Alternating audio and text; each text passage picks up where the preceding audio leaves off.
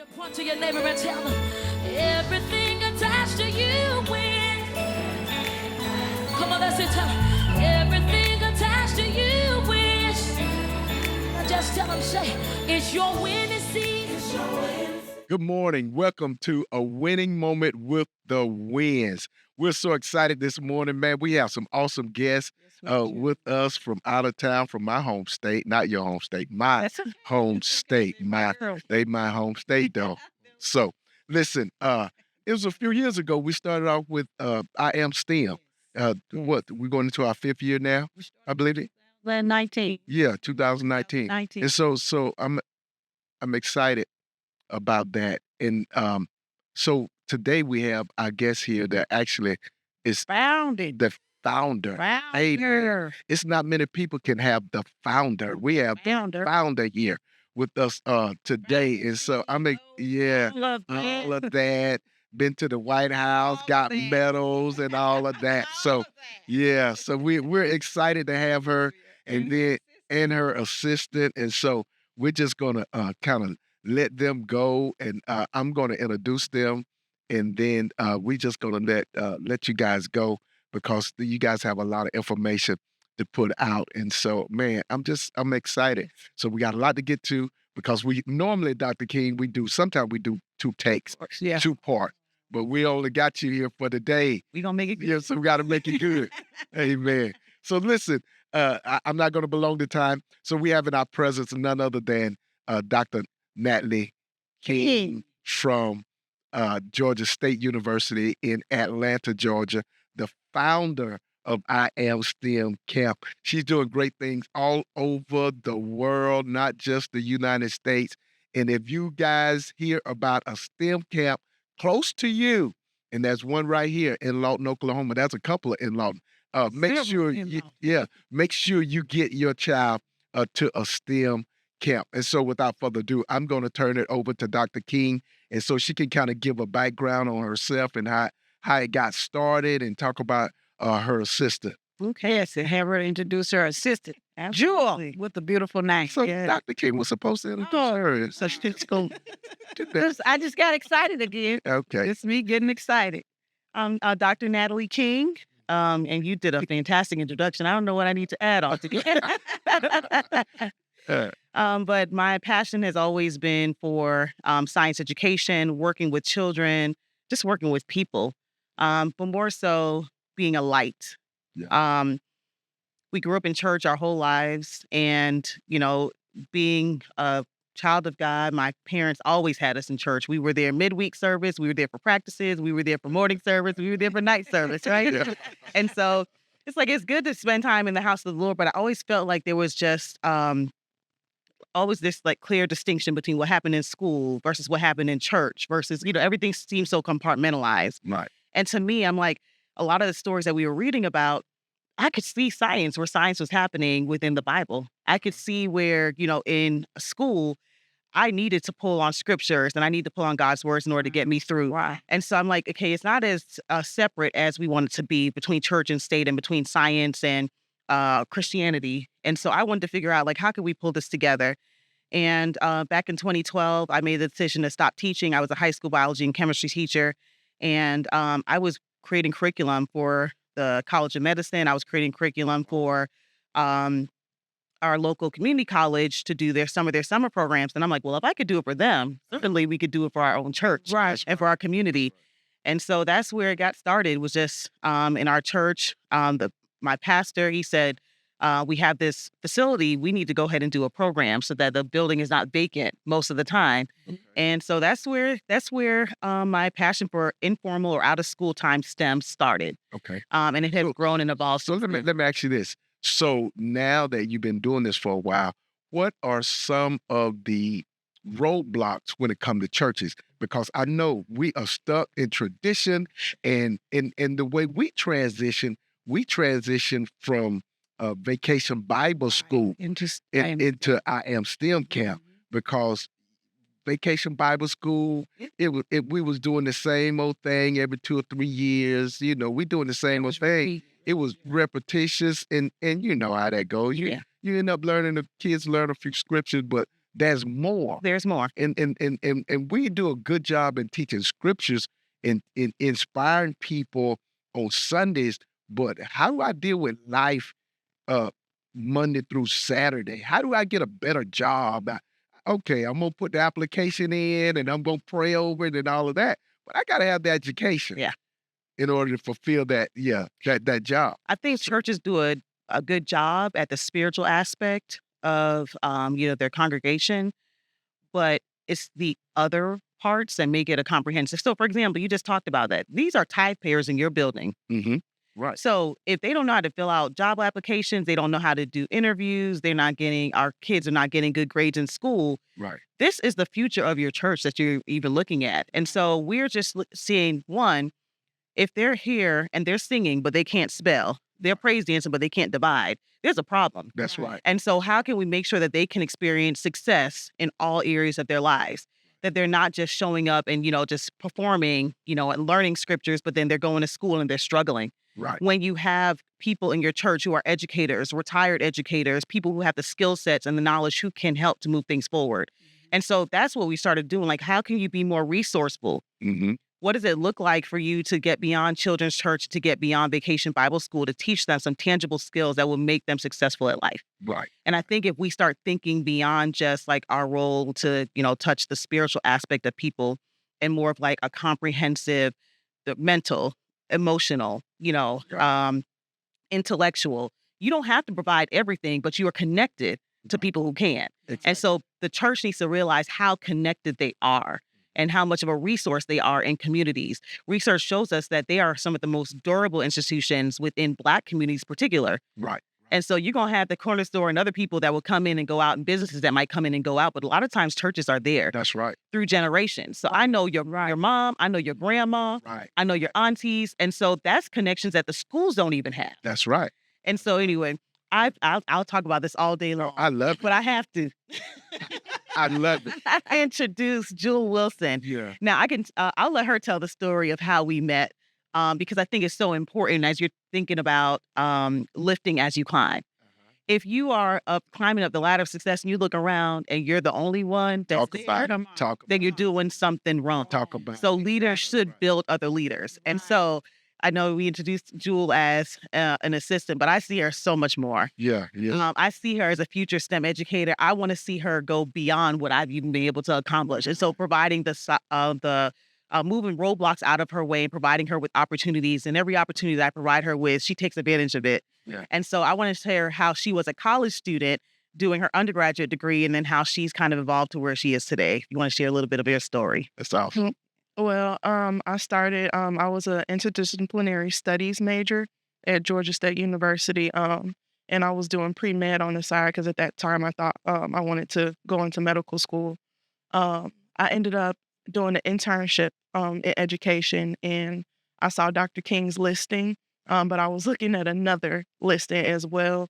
But I don't hear the audible voice of God very often. But when I kept going back to her internship, I kept hearing him tell me to go with her internship. Wow. And so I did my best to give Dr. King exactly what she was asking for. And I will say, one reason why I was hesitant to choose Dr. King's is because when I read her credentials, I thought she was a white woman. And then I wasn't sure if I wanted to do an internship under her. I had been there and done that. Right. But I met Dr. King. I ended up doing the internship. She was asking me for certain things, and I was giving her the best that I could. And I loved just seeing her do the work that she was doing, and it was something I wanted to be a part of. So I finished school the next semester, and I reached back out to her and asked if she had any summer opportunities. And she told me that I could teach 4 and 5 at IM STEM. So I did. I enjoyed it. The thing that I love most about IM STEM is you see the progression, and it's a short time. Sometimes it's a month to 2 months. Right. You see the growth of the students and more confidence they have. So after having that experience, I decided I didn't want to be a doctor anymore. I didn't want to go to medical school.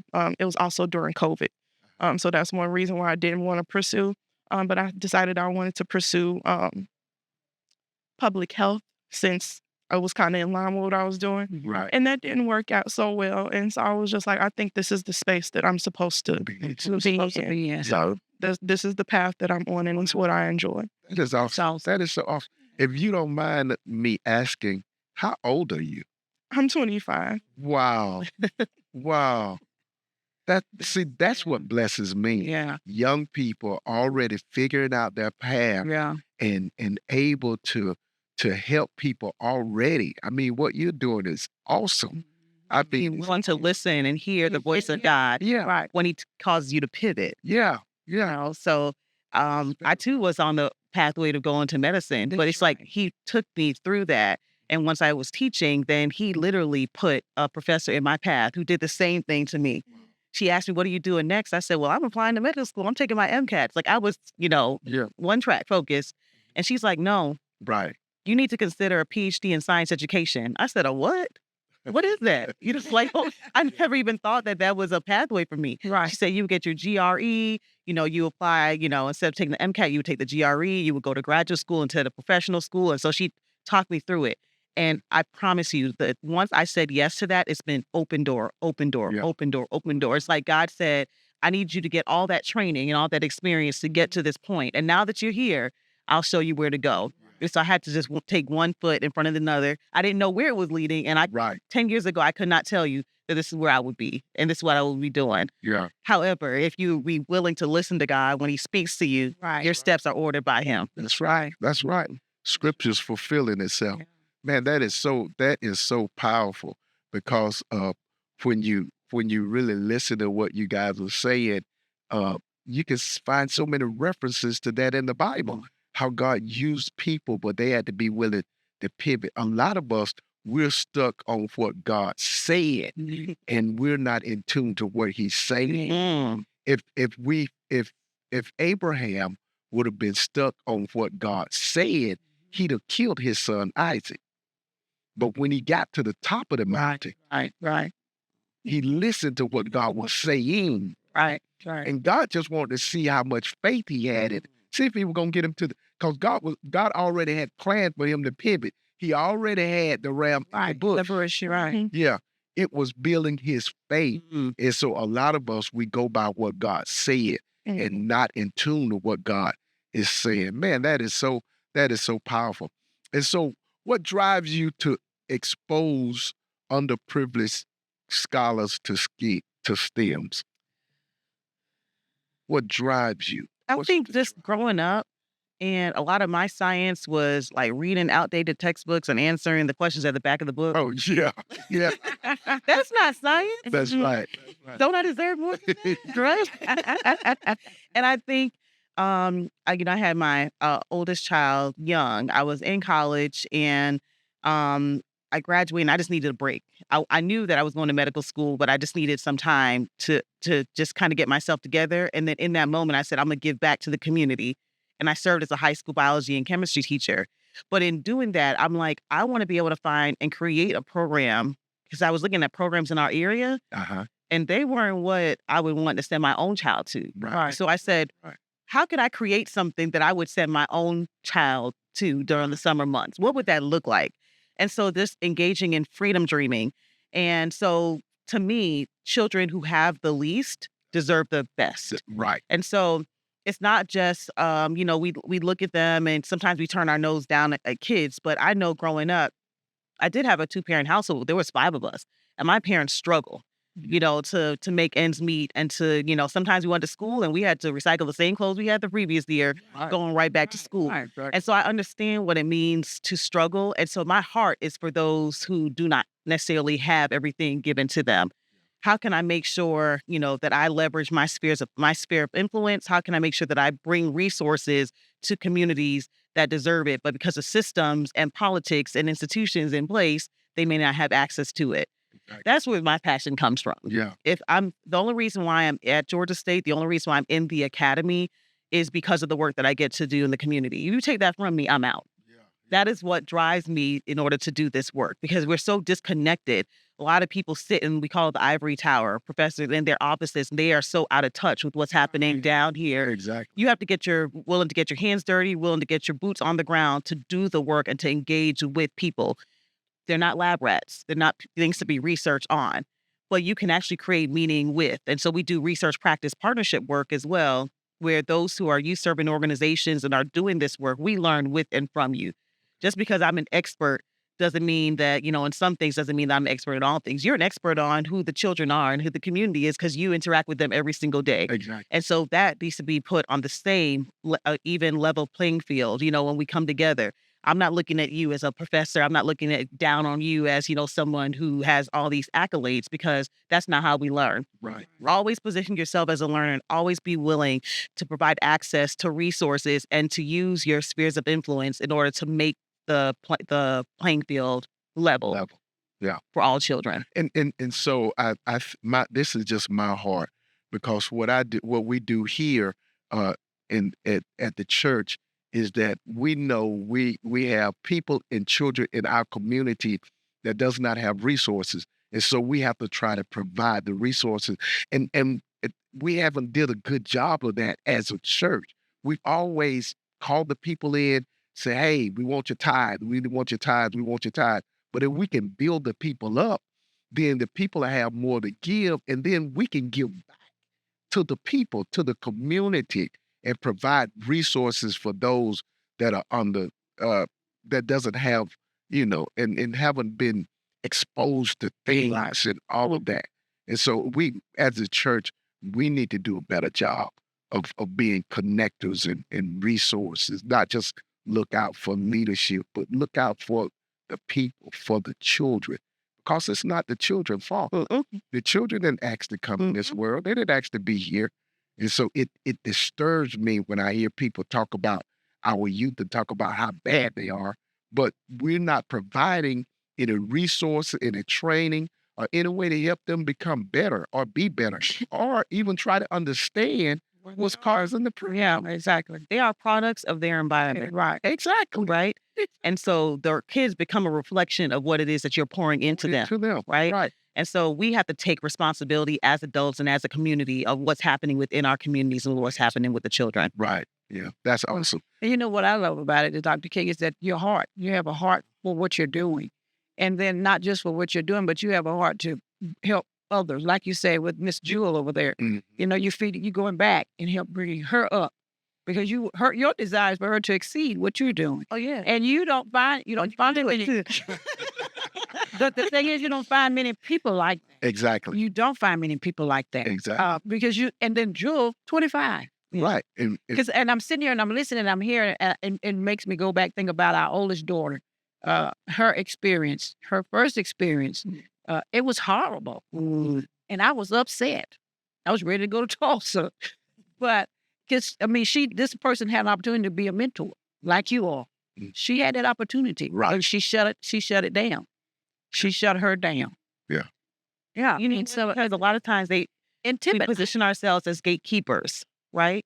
And so I'm like, what gates can we open? I need to unlatch this thing, get some more people through. Because at the end of the day, I'm one person. Right. But if we can build up 10 other people, just like how much more of an impact can we have? Exactly. And so we need to look at things a little bit differently, not as an individual, because it's so much beyond Natalie King, right? Right. When I'm gone, I'm hoping that this work will continue. Exactly. And that's what it's about, because we're supposed to be training them to replace us. Right. Right. That's it. As a good leader, train someone to replace them and not afraid to be replaced. That's right. Yeah.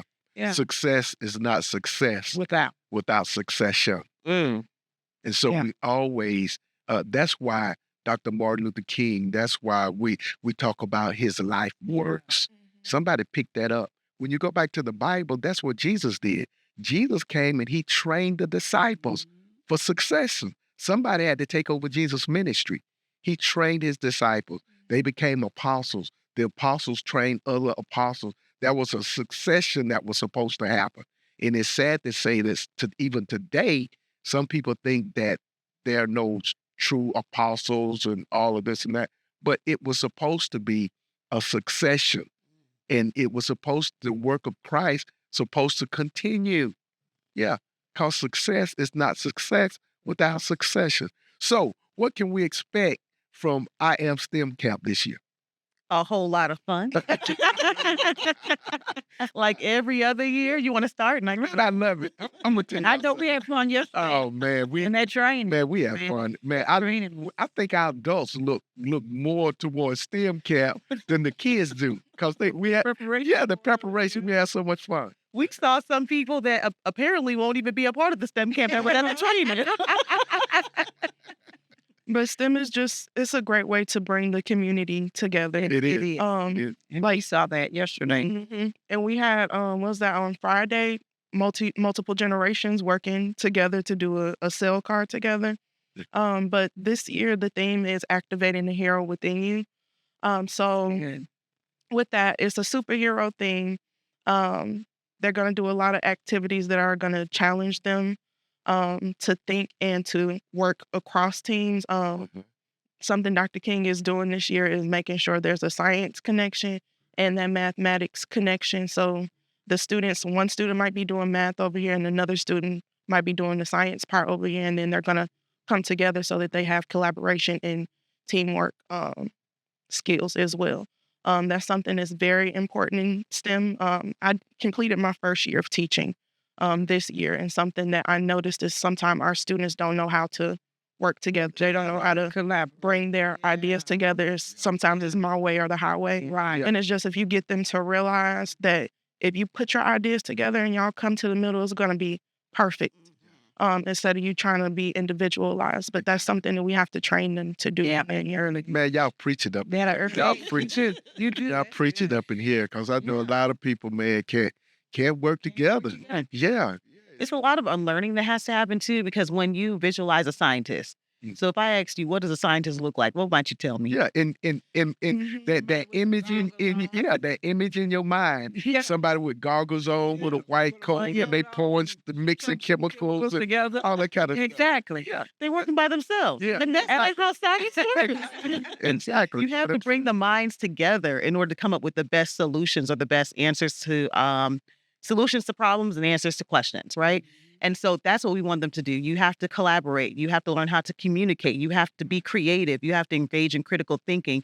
These are the 21st century learning skills that we want to be able to activate in them. And those are transferable skills. Right. So if they learn it here, they should be able to transfer it when they go into school and they go into other places, when they play on their sports teams. And they know they have to work with, everybody can't be a Kobe. Right. Exactly. That doesn't work that way. That's right. So then how do you find what your role is? We talk about that even in the Bible, that we are all members in a body. Right. So I might not be a hand, but that doesn't mean that, the foot is not important. It just has a different function. Right. So we have to figure out what is the role that we play and how can we come together. Yeah. Yeah. Now think about that. Think about that That's good. as community leaders, and how do one leader understand what their role is in the community, and then collaborate with other leaders. Man, we have a strong community. If everybody did their part and understood what they were supposed to do, because everybody's part is important. Right. It goes back to The little toe is very important. Because if you stub it, you see how important it is. that goes back to just with the kids, helping them to identify what is your gift so that they can operate within their gift. Like Dr. King said, you might not be the Kobe, but Kobe has a team around him. Somebody need to get him the ball. Yes, somebody needs to give him the ball, but not even that. He has a publicist, accountant, all these different people that are operating in their gifts to make sure that everything is running smoothly. Right. So it's just helping them identify and operate within their gift. Yeah. Can I tell you one thing? Sure. I really respect what the two of you have done here in Lawton. Oh, wow. And I'll say that because, you didn't know me. No. You heard about me, but you didn't know who I was. It was a mentee that introduced and that talked about, the program that we did in Florida. Right. And you were willing to trust what they had to say and not knowing who I was to bring it here and to invite it in your church. Then after doing that, y'all found ways to even build the capacity within Lawton, working with other faith-based institutions, other pastors. You do not see this with pastors working together and coming together, to figure out what can we do for the betterment of the community. So I'm going to say this publicly because I think that what you're doing here is amazing. I'm going to find ways to be able to elevate the story of what's happening in Oklahoma because in many ways you can be a model to what can happen across the nation when faith-based leaders are willing to come together and not just focus on their own church or their own congregation, but how can we come together to work on behalf of the community? So I want to give you your flowers because you all have done this amazing work here in Lawton. Appreciate that. Well, thank you. Yeah, thank you. But when I met you, Yeah. I felt the spirit, Right. your spirit. And then the first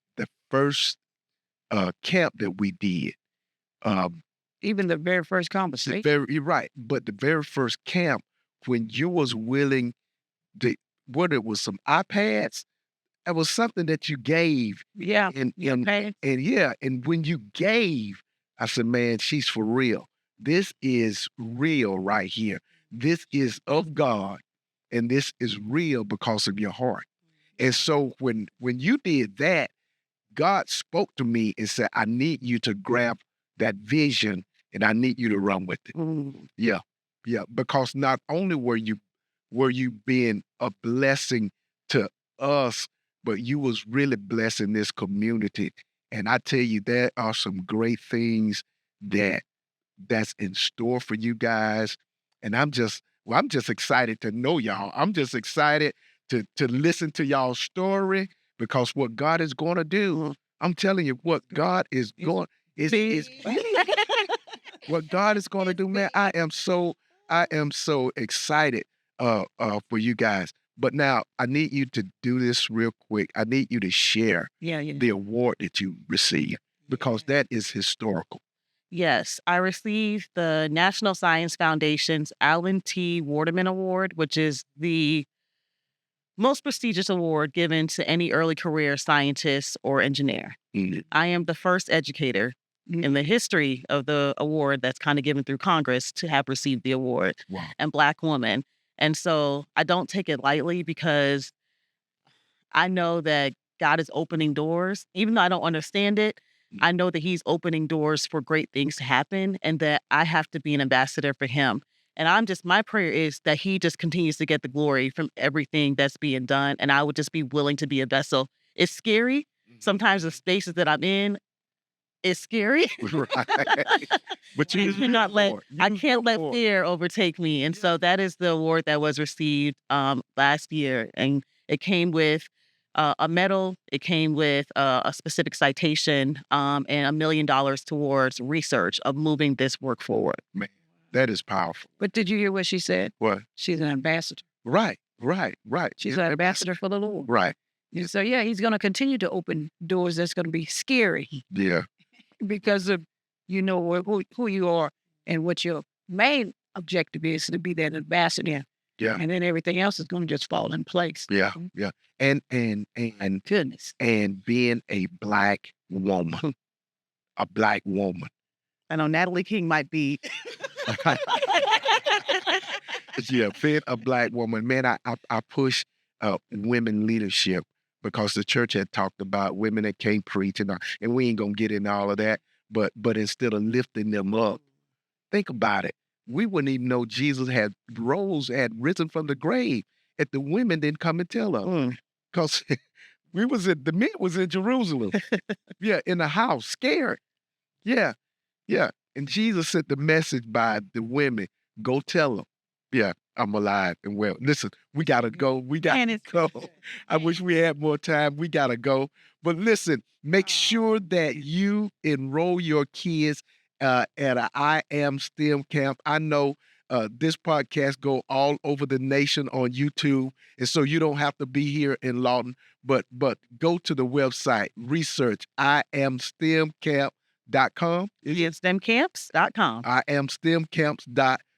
We got to go. Remember that you are healthy, you are wealthy, and you are wise. We also declare and decree that the rest of this day shall be the best of this day, and the rest of this week shall be the best of this week, and the rest of this month shall be the best of this month, and the rest of this year shall be the best of this year, and the rest of your life shall be the best of your life. In Jesus' name, amen. God bless you. Everything attached to you wins. Now just tell them, say, it's your winning season. It's It's your winning season. Give God to carry you.